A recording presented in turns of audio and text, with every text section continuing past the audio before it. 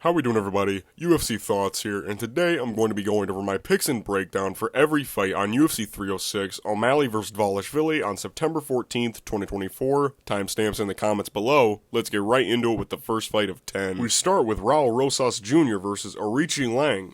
I'm going to go with Raul Rosas Jr. I think he's going to be able to... I don't know if he'll be able to sub Aoriqileng, but he's definitely going to win, I think. Aoriqileng hasn't had the most storied career inside the UFC. He's 3-3-1. And the one no contest that he had with Daniel Marcos, he was getting absolutely fucking brutalized.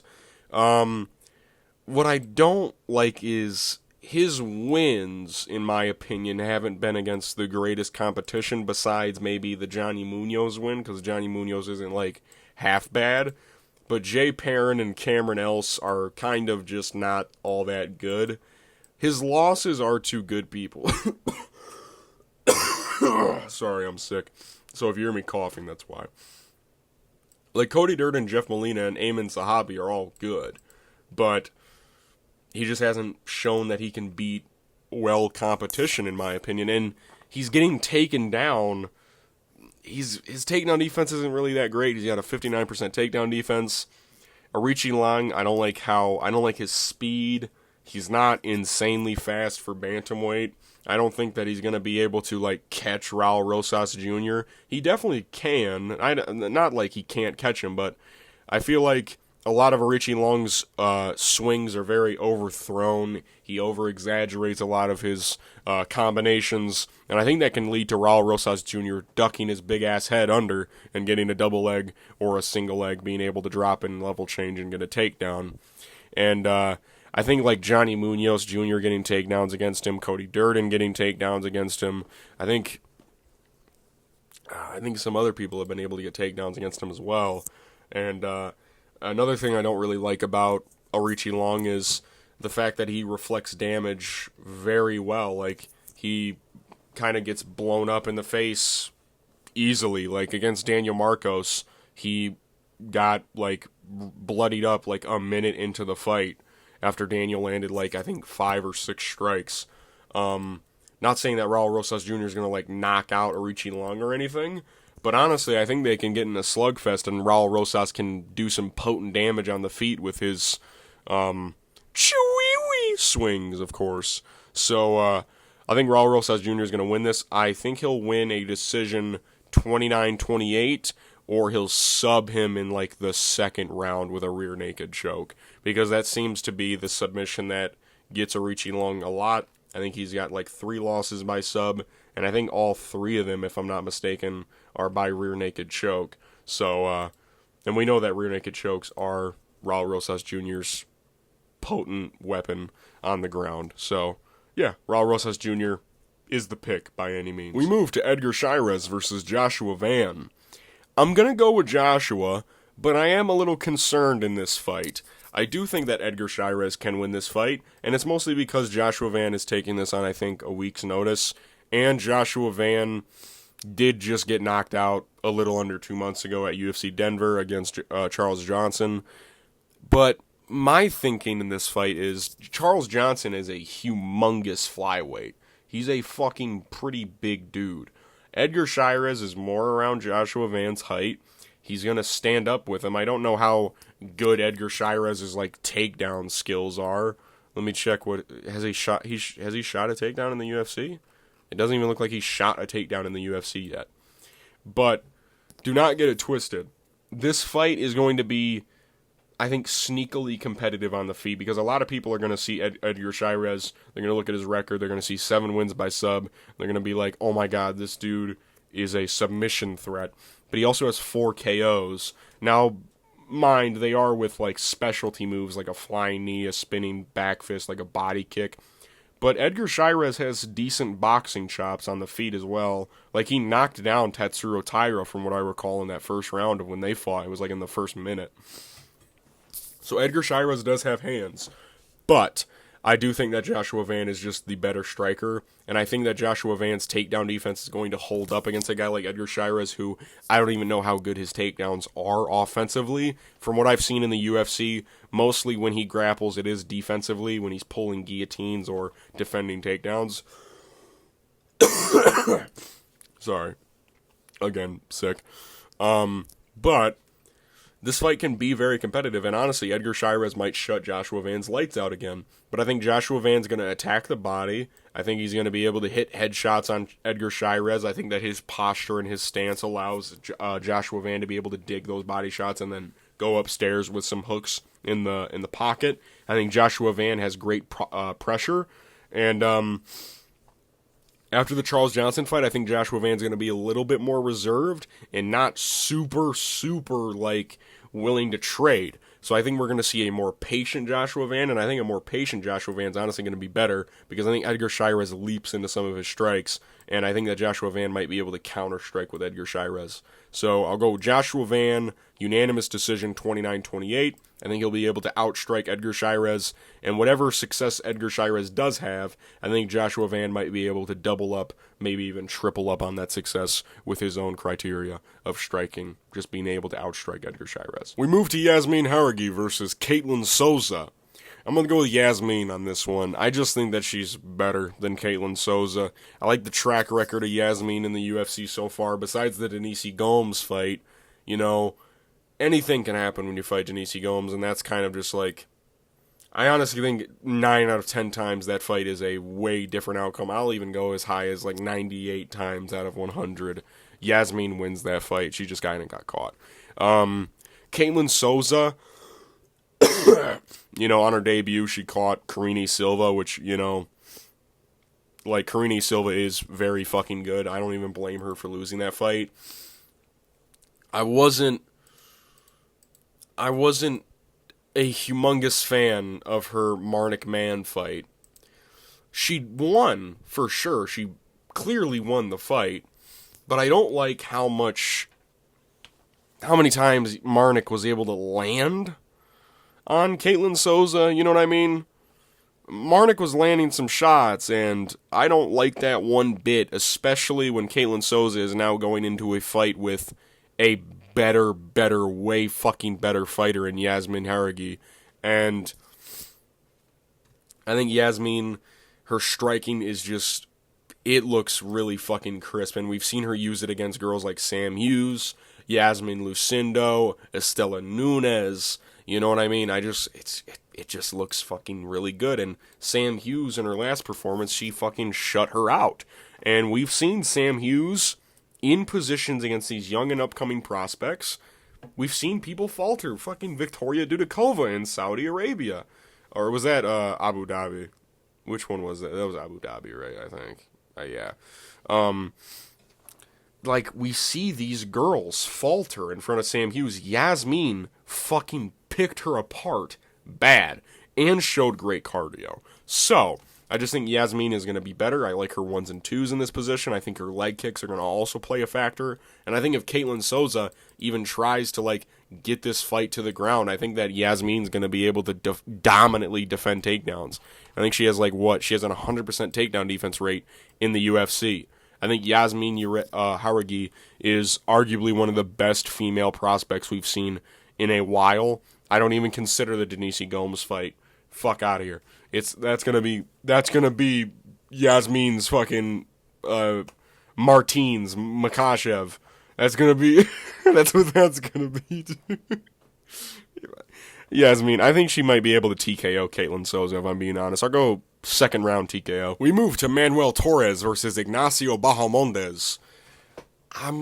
Man, this is a really tricky fight. I'm going to go with Manuel Torres. Also, may I add, I'm 100% confident Ignacio is not 6'3". By the way, at the face-off, he's not 6'3". But anyways, we move. No, we don't move, but this is a tricky fight because while Manuel Torres is a fucking monster and has incredible power, he also has the grappling advantage in this fight. I think that's going to be a major part in this fight is the fact that Manuel Torres can offensively grapple really well. And we've seen that those are areas in which Ignacio actually can struggle a little bit. And we've also seen Ignacio show a little bit of lower-level fight IQ against, some people when he just doesn't use leg kicks enough, when he doesn't use his legs enough. He had a really dominant performance against Christos Giagos, which, as he should. I think Manuel Torres is very hittable, and that's one of the reasons why I can understand the Ignacio Bahamondes pick in this fight, because Manuel Torres is hittable. We've seen Nicholas Mota hit him. We've seen Chris Duncan hit him, and it appeared that both of those guys honestly kind of stuttered Manuel Torres a little bit. I think the difference with those guys is they're more unorthodox. Ignacio is pretty technical when it comes to his striking, so I think Manuel Torres might be able to read Ignacio Bahamondes a little bit better instead of like just like Chris Duncan just kind of leaping into a right hand. Ignacio, I think he's going to be on the back foot a little bit in this fight. I think Manuel Torres is going to try and advance forward as much as possible, trying to apply a pressure to Ignacio Bahamondes. I think he's going to look to clinch with Ignacio. I think that's where a lot of his success is going to reside. I think he's going to use knees to the body. I think he's going to use elbows a shit ton. That is one of my favorite things about Manuel is his elbows. And I think he's going to look for trips in the clinch. I think he's going to use judo in the clinch scenario. We saw him use it against Chris Duncan when things get fishy on the feet. I think he might be able to take down Ignacio Bahamondes a little bit. I think Ignacio's frame is kind of a frame that's able to get taken down at lightweight. And I think Manuel Torres is going to be able to do that. I think Manuel's pretty fucking strong. And he also has sub-7 submission wins on his record. I can't overlook something like that, especially against a guy like Ignacio who has been subbed in his career as his only times that he's been finished, And Manuel has he's got a chin on him, all right? He does have a chin on him. So, and I don't think that Ignacio has crazy submission ability, besides when he, subbed Rongju or whatever. So I think Manuel might actually be able to sub Ignacio Bahamondes late in this fight. I'll go third round rear naked choke for Manuel Torres. I think the early minutes of this fight are going to be very interesting to see which way they approach it. I think Ignacio might be able to land early on Manuel, and I think Manuel's going to switch it to the grappling after trying to throw a couple big bombs of his own.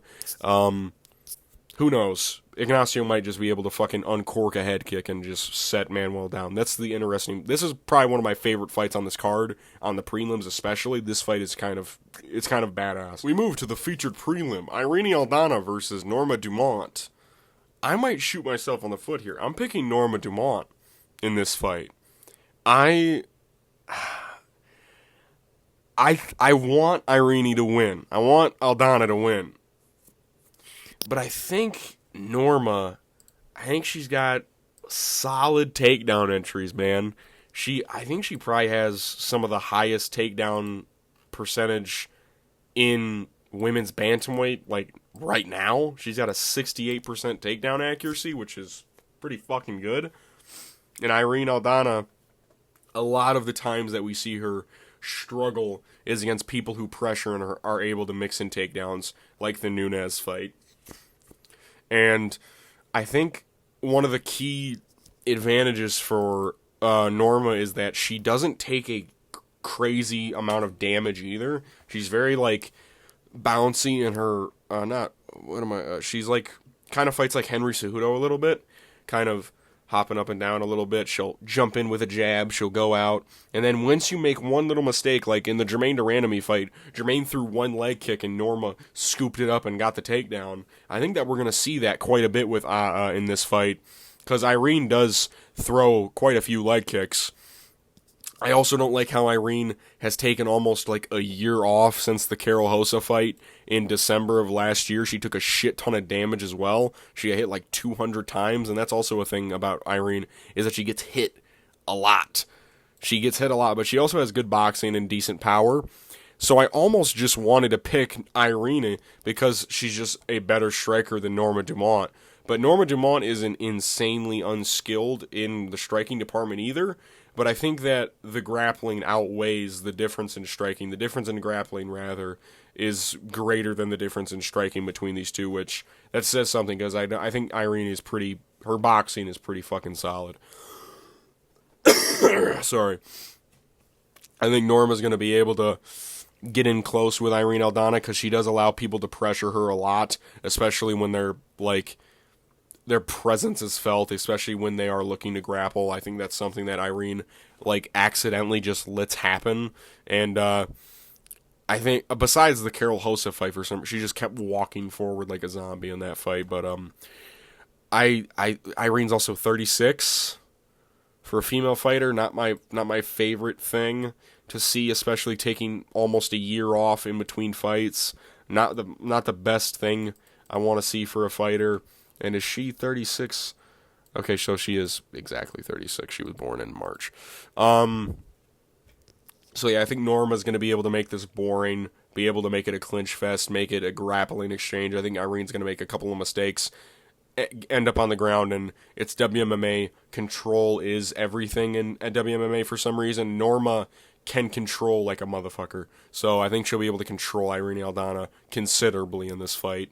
But if it does end up on the feet and it does stay standing, I think we will see Irene Aldana show the holes and flaws in Norma Dumont's game, which can lead to like a unanimous decision loss, or maybe even Irina chins Norma Dumont like we saw back in her debut against Megan Anderson. But I just don't see that happening. We move to the start of the main card: Luis Ronaldo Rodríguez versus Ode Osbourne.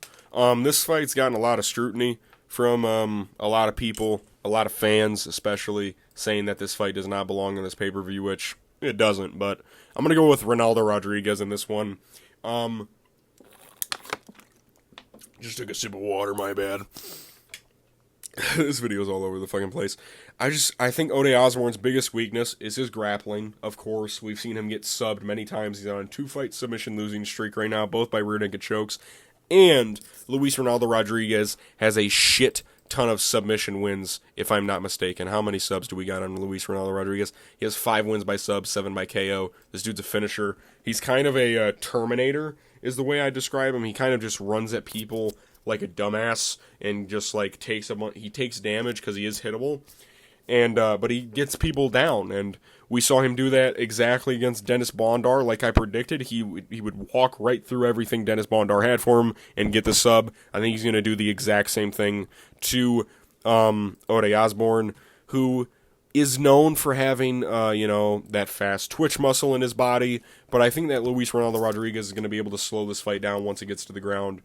And considering Ode Osbourne is on a 2-fight losing streak, both by submission, both by rear naked chokes, and I'm pretty sure that 4 of the 5 wins by sub that Ronaldo has by submission are rear naked chokes, and his 1 win in the UFC is a rear naked choke submission. I think he's going to be able to sub Ode Osbourne in the first round. I think it's going to look a lot like the Asumovaev, the Jafel Filo fights. I think he's just going to get taken down, and he's going to get subbed. And I honestly think that Ode can land something big in the first round, but I think Luis has a good enough chin to kind of just run right through it and just take him down like an idiot. I think this fight's pretty self-explanatory. I think they're trying to set Luis Ronaldo Rodríguez up for a win, and I honestly hope it backfires. This dude kind of seems like a dickhead. Especially after that press conference. You puta madre, you puta. But I think Ode Osbourne's grappling is just not good enough to hang with a guy like Ronaldo Rodríguez. So, Ronaldo Rodríguez, first round submission, rear naked choke, lock it in. We move to Daniel Zellhuber versus Esteban Ribovics. I'm going to go with Esteban Ribovics on this one. And I'm going to go with the underdog. I can understand, and I fully understand picking Daniel Zellhuber. Because I don't know if you guys remember or not, Daniel Zellhuber, in February in Mexico City, he fought Francisco Prado, who is legit the same size, same height, and same reach of Esteban Ribovics. And we saw how that fight went. I think the difference in this fight is going to be the combinations and cardio of Esteban Ribovics. In that fight with Francisco Prado, Francisco slowed, and he allowed himself to get hit too much. And I'll be the first to tell you, Esteban Ribovics allows himself to get hit too much as well. Not too much, but he allows himself to get hit with some jabs.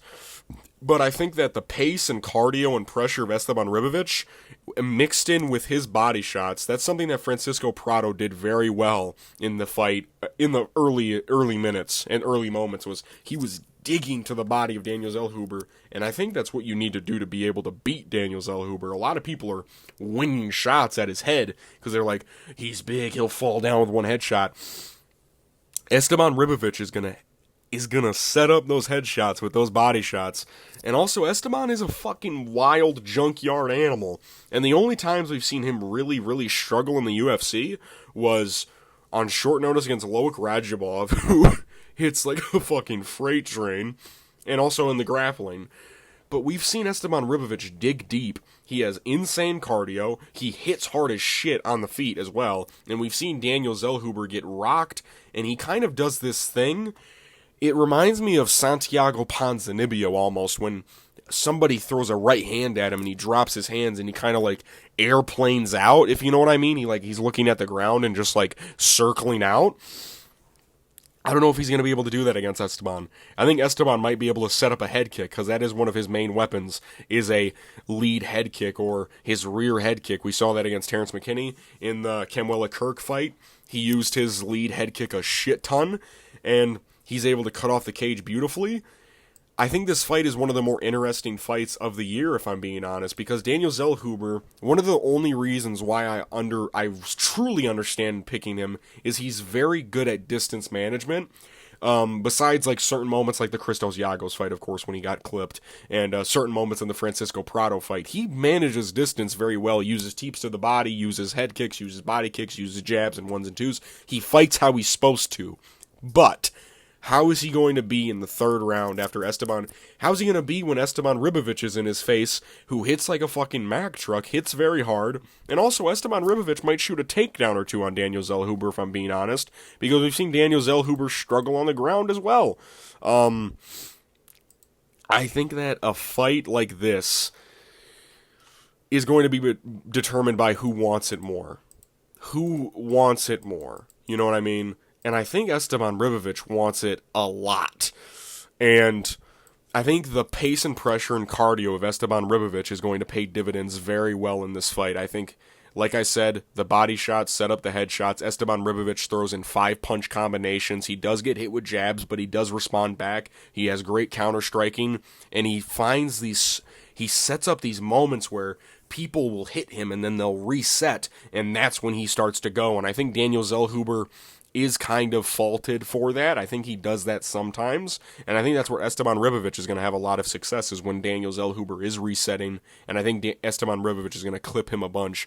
I honestly think Esteban Ribovics might be able to TKO Daniel Zellhuber late in the second round, maybe early in the third. I think Daniel Zellhuber is going to have a lot of success early, but as the fight continues to go on, I think the body shots, the pace, and pressure are going to add up. I think Esteban Ribovics is going to rip off combinations. He doesn't slow down. He does slow down, but he keeps the same pace. Like, he will slow down, like his speed does slow down, but man, he just does not, he does not give you any breath. And I think that's something you need to do against Daniel Zellhuber. And Francisco Prado did try that, but it was at elevation. And Daniel Zellhuber does have good cardio, but I think Francisco Prado stopped trying to go for the body after like the first round because his eyes started to swell up. Sorry. I think Esteban Ribovics is very good. He's one of my favorite prospects at lightweight. Same with Daniel Zellhuber. Daniel Zellhuber is also a fucking great fighter. And I think this is the telltale sign of who's going to be the next up guy at lightweight. I think either of these guys can be ranked. I'm going to go with Esteban Ribovics. We move to the featured fight. Brian Ortega versus Diego Lopes. I think you all know who I'm going with. I don't know if you guys recall, but back at 303, in my prediction video, because this was the original fight slated for 303, but then on fight day, of course, 4-hour notice, Danny Ige steps up. I'm going with Diego Lopes. And I think I'm a little bit more confident even now. Well, not like more one of the reasons I was very confident picking Diego Lopes was because Brian Ortega had such a shitty weight cut. But I think the same things apply. I think the first 2 rounds are going to be Diego Lopes. I think Brian Ortega starts slow, And I think that's where Diego Lopes is going to have a lot of success. We've seen that many of times, is Brian Ortega, especially against like Yair Rodríguez in that first round. He started off very slow. I think Diego Lopes's pace is not suited for 5 rounds. I think it's very suited for 3. I think he's going to clip Brian Ortega a couple of times in the first 2 rounds. I think he's going to be able to knock him down. And I think that Diego's Brazilian Jiu-Jitsu chops are very well-rounded. He's very big for the division. He's a fucking huge person. I think Brian Ortega will win round 3. I think that is a thing that is bound to happen. I mean, Dan Ige won round 3 against Diego Lopes. And one of the reasons why I think one of the reasons this fight is going to go to Diego Lopes' way is, of course, it's in the Sphere. I know Brian Ortega does rep Mexico quite a bit, but Diego Lopes, he trains with like Alexa Grasso and shit, so they might lean it towards him. But I also think Diego Lopes just has the ability to do more damage than Brian Ortega. I know Brian Ortega has underrated boxing chops. I think that his boxing is quite underrated. I think Brian Ortega honestly hits pretty hard, if I'm being honest. But let's not forget, Brian Ortega does get hit a lot. And Diego Lopes hits very hard. Now, I know a lot of people are going to be like, dude, he couldn't even fucking knock out Dan Ige. Here's a fun stat. Dan Ige's never been finished in his entire career, let alone get knocked out. He's never been subbed. He's never been finished. He's never been KO'd. Brian Ortega, now, of course, Brian Ortega's never been, like, officially, like, knocked out. He had the doctor stoppage against Max Holloway, of course. But that's because Max Holloway was beating the shit out of him, because Brian Ortega allows himself to, say it with me, everyone, get hit. He allows himself to get hit a bunch, and I think that's where Diego Lopes is going to be able to have major success. He swings wildly, and I think he's going to be able to clip Brian Ortega quite a bit, because Brian Ortega does kind of have an open guard stance, and I think that's where Diego Lopes is going to have a lot of success. I think even in the clinch exchanges, I think the knees, I think the uppercuts, I think the hooks, I think Diego Lopes fights like a junkyard fucking dog. I think he's going to have a lot of energy going into this fight. I think the first round is a lock for Diego Lopes. Round 2, I'm a little less confident in, but I think he will be able to manage damage. Now, round 3, I'm going to be sweating my fucking nuts off, because I think Brian Ortega, if he's going to win, it'll be by 3rd round submission or 3rd round TKO. But I'm not counting on that. I'm not counting on Brian Ortega by finish, because I just don't. I think Diego Lopes is going to be able to do more damage in rounds 1 and 2. Round 3, I will be sweating my butt crack off, but I think Diego Lopes will survive. I think we're going to see 29-28 Diego Lopes. And also, let's not forget, I don't think Brian Ortega even cares that much about this fight, if we're being honest, because even if he wins this, he's moving up to 155. He doesn't care about featherweight rankings anymore. He could drop this and be like, well, that sucks. Well, give me fucking, I don't know, fucking winner of Hanana Moicano versus BSD or some shit. Give me Jalen Turner or some shit. I don't know. Whoever he wants to call it. Give me Fiziev or some shit. Whatever Brian Ortega wants. He's moving up after this fight. I don't think he truly cares that much. Well, of course he cares, but I don't think it would, like, piss him off or nothing. And also, Brian Ortega, I don't know what it is. I just don't think he is super, super disciplined. People are using those photos from July when they did, like, the promotional shoots for UFC Noche. I'm not talking about those, but I do think that Brian Ortega has looked less disciplined going into fights as of recent. Like, especially, like, Mexico City, he looked kind of fat. 303, he looked fat. I don't know how he's looking for this, but I imagine he's going to have a bit of flab. So, but yeah, Diego Lopes, unanimous decision, 29-28. We move to the co-main event, Alexa Grasso versus Valentina Shevchenko 3. I'm going to be honest, I really want to go with Valentina Shevchenko, but I'm going to go with Alexa Grasso on this one. One, it's in the Sphere, it's Mexican independence, they're going to find any reason to give the fight to Alexa Grasso. But also, in the second fight, we began to see Alexa have moments on the feet against Valentina Shevchenko. My big issue with this fight is I think Valentina Shevchenko is the better fighter than Alexa Grasso. The problem is, Alexa Grasso seemingly has the biggest moments of every fight that they've had, and I do not like that. I think Alexa Grasso can submit Valentina Shevchenko. We've already seen her do that. We've seen her knock her down. I think Alexa Grasso's boxing is looking better and better with each performance. I think Alexa Grasso can offensively grapple if she wants to, mix in the clinch, mix in the knees. Valentina Shevchenko can also mix in the grappling, but I just think that Alexa Grasso is more like offensively sound on the ground. I think Alexa's boxing has looked cleaner and sharper with every addition we've seen of this fight. I think Valentina, she's also 36. I think she's just going to progressively get worse as time goes on. Man, this fight is just so weird. Because like I said, I think Valentina is the better fighter. But I think Alexa Grasso just has the biggest moments of every fight that they've had. Every time that they fought, Alexa Grasso has had the biggest moments. She had the sub in the first fight. She had the knockdown in the second fight. She had the knees in the second fight. She bloodied up Valentina Shevchenko. And I think that the judges are going to sway their way with Alexa Grasso with everything. I think the crowd is going to play an effect in this fight. And I think Alexa Grasso is just going to be able to find a way to win, is the way I'll put it. I think Valentina Shevchenko is on her way out. She's had a lot of fights, 28 in MMA. That's not even including her record in kickboxing, which she was like 77 and something or whatever. I think Valentina can win. And I almost wanted to pick her to win on the off chance that she hits because she is an underdog, and I also think that she can win. But I think Alexa Grasso, with the context, she's won the first fight. She probably should have lost the second fight. It really depends on how you score certain rounds. The judge with the 10-8 in the fifth round kind of just shows that they want Alexa to win. But I think that this fight's going to be even worse because I think Alexa Grasso, again, they've taken a year off. I do not want to see a 35, 36-year-old woman take a year off from a combat sport. I'm not a big fan of that.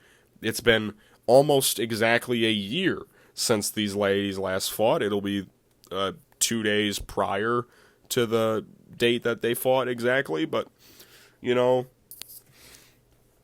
know. I just think Alexa Grasso is going to have the bigger moments. I think her boxing's going to look even better in this fight. I think that Valentina Shevchenko just constantly makes mistakes in their fights, like over-swinging wild right overhands and getting clipped with like a left hook or a right hand, whatever it was that dropped her, throwing spinning wheel kicks into getting taken down, getting her back taken. And we've seen Valentina get her back taken a shit ton as of recent. Taila Santos got her back. Alexa Grasso got her back. And I think that Valentina Shevchenko is just on her way out. She's 36 years old. She's taken a lot of mileage under her belt. And, she also doesn't drink water during practice. That's just something I picked up on in The Ultimate Fighter. So, she's going to be dehydrated. I'm joking. If Valentina fucking wins, I'm going to punch a hole in a wall because I want to pick her so bad on the off chance that she just shows what I think she should show is that she is the better fighter than Alexa Grasso. But alas, I'm going to go with the safe pick. I'm going to go with Alexa Grasso. We move to the main event. Sugar Sean O'Malley versus Merab the Machine Dvalishvili. I think you guys know who I'm going with. I'm going to go with Merab on this one. I want to pick Sean O'Malley because I can see a world, and I think that it should be Sean O'Malley knocking out Merab because I know you guys have heard me say, I don't think Merab is technically all that really good. He just pushes a crazy pace. He does have solid takedown entries. He did show that in the Henry Cejudo and Petr Yan fight. But, well, not really the Petr Yan fight. He shot a lot of shitty takedowns. But Henry Cejudo, he actually had some pretty solid takedown entries. And I just think that we've seen too many cases of when you really bring a fight to Sean O'Malley, you don't play at range with him like a Cheeto Vera or Aljamain Sterling. When you do what Petr Yan did, and you do what Cheeto did, I know I just brought up Cheeto, but what Cheeto did in parts of that 4th round, where he just started to walk forward, and he started to bite down on the mouth guard and just kind of go at Sean O'Malley, pushing him to the cage. You gotta fucking pressure Sean O'Malley. That's where you have the most success against Sugar Sean O'Malley, when you're not dumb, swinging wild overhands. Merab Dvalishvili can bring pressure to Sean O'Malley, and that's one of the reasons why I'm picking him to win, because we've seen so many textbook examples of just being able to pressure Sean O'Malley and being able to do well against Sean O'Malley. When you allow Sean to find his flow state at range, you're going to get your ass fucking whooped. And I don't think Merab Dvalishvili is that dumb. Pardon me, Merab Dvalishvili's fucking stupid, but he's a fucking idiot. Oh my god, I'm sorry. He's a fucking idiot, but in the fight sense, he's not that stupid to play at range with Sean O'Malley. He's going to use his wrestling. Now, can I see a world where Sean brings up an uppercut and a knee and just puts Merab's fucking nose into his eyebrows? Yeah, because Merab does kind of shoot wayward takedowns at times. But I also think people using the left hook analogy from Henry Cejudo and Marlon Moraes aren't really that crazy, because I don't think Sean O'Malley really has the sharpest 3-2, or what would that be? Would that be like a 4-3 punch combination? I don't like an uppercut left hook. I don't think he really has that in his arsenal that I've seen him use super effectively. He probably does, of course, because he's Sean fucking O'Malley. But I haven't seen him use it incredibly well in the UFC, other than he might have done it against Chris Moutinho quite a bit, because he did kind of like duck off, especially in the finish. I think he fucking knocked his head up with an uppercut and then threw a left hook, so maybe I'm just fucking wrong. But I think Merab is going to chew, and he's going to chew him up, man. I think he's going to press him to the cage a lot. Whoever wins this fight, it is going to be in the most obvious way that they can win the fight. I think that's kind of how everyone has looked at this fight. It's either Sean knocks him out, or Merab wins by decision by just like crunching him the whole fight.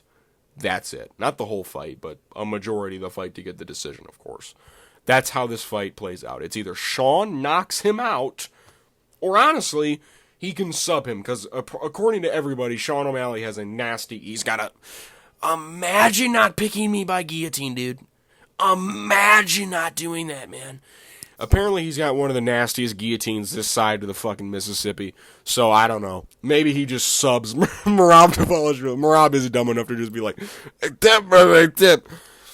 Or Merab just kind of like inbreeds all over him and just like, brother, you gotta fucking take this dry hump, brother. And I'm going with the dry hump. You get what I mean. He's gonna jizz in his pants when he gets a takedown against Sean O'Malley. He's gonna be fucking sniffing his rainbow hair. He's just gonna be like, brother, you gotta take me down, brother.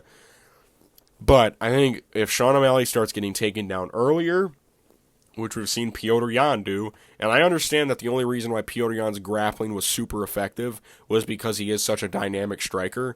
But the thing we've seen with Merab is he isn't really a dynamic striker, but he's still taking down dynamic strikers with decent grappling like Petr Yan and Henry Cejudo. The only difference between those two guys and Sean O'Malley is the frame, which, by the way, Sean O'Malley's not 5'11", he's about 5'9". But the reach can play a disadvantage, but Merab, for some reason, has weird arm length. I don't know. Maybe he's just really wide. Who knows? I think Merab is going to sadly win, guys. I want Sean to win. Do not get it twisted. I want Sean O'Malley to fucking kick his head to the bleachers. But I just think that we're in for a 25-minute inbred fest with Merab rubbing his fucking bowling ball head under Sean O'Malley's chin, punching him in the body, locking his legs up, doing little to no submission threat, just kind of pounding away. I think Sean O'Malley's going to tire out. He smokes a bunch of dope. He does gas out. We have seen it. A lot of people using the Cheeto Vera fight. That is a fight that Sean O'Malley set at his own pace. It was a decent pace, but it's not a Merab Dvalishvili pace, if you get what I'm saying. So, I think the difference is just Merab is Merab, and nobody else is like Merab because Merab is Merab. That's about it, so... Fucking yeah, dude. I'm UFC Thoughts. These have been my picks and breakdown for every fight on UFC 306, O'Malley vs. Dvalishvili on September 14th, 2024. My confident picks reside with Raul Rosas Jr., Yazmin, Jauregui, and Luis Ronaldo Rodríguez. My pre-card rating is a 7 out of 10. In context, this card probably should be lower than a 7 out of 10, but when I'm looking at it objectively, without all the other shit added, it's a pretty decent card. Not like monumental worthy, of course. It's got like 3 like really cool name value fights, and then a couple of fights in there that are sprinkled in, like the Esteban Ribovics, Daniel Zellhuber, Manuel Torres, Ignacio Bahamondes. Ronaldo Rodríguez is a cool guy. Like Aldana, Dumont should be decently. No, I said that fight's going to probably be boring because Dumont's probably going to wrestle, but that's besides the point. I think this fight card should be decent. I didn't upload a recap of Brady vs. Burns because I couldn't be fucking asked, to be honest. I couldn't give a shit less. I was so sad watching that fight. They didn't even let Gilbert get a fucking retirement speech in. These fucking dickheads. But I'll see you guys after the fights. Peace.